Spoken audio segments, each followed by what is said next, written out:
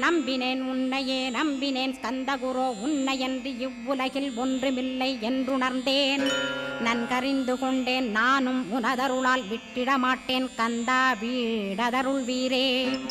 நடுநற்றித்தானத்து நானுனை தியானிப்பேன் பிரம்ம மந்திரத்தை போதித்து வந்திடுவாய். சுழுமுனை மார்க்கமாய் ஜோதியைக் காட்டிடுவாய் சிவயோகியாக எனச் செய்திடும் குருநாதா.